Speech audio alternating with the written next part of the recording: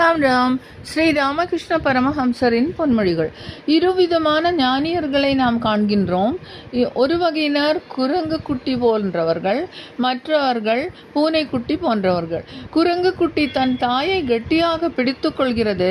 தாய் குரங்கு அதை ஓரிடத்திலிருந்து மற்றொரு இடத்திற்கு எடுத்து கொண்டு போகிறது. பூனைக்குட்டியும் தாயை கெட்டியாக பிடித்து கொள்வதில்லை. ஆனால் தாய் பூனை தன்னை எங்கேயாவது விட்டுவிட்டால் மியா மியா என்று கத்துகிறது. உடனே தாய்ப்பூனை வந்து குட்டியின் கழுத்தை கவ்விக்கொண்டு தனக்கு விருப்பமான இடத்துக்கு கொண்டு செல்கின்றது. அதேபோல் ஞான நெறி அல்லது தன்னலமற்ற செயல் புரியும்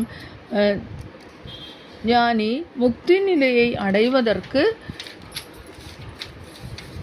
தன்னுடைய சொந்த முயற்சியிலேயே நம்பி இருக்கிறார். ஆனால் பக்தி நெறியை பின்பற்றுபவன் எல்லாவற்றையும் ஆட்டுவிப்பவன் இறைவனே என்பதை அறிந்திருக்கிறார்.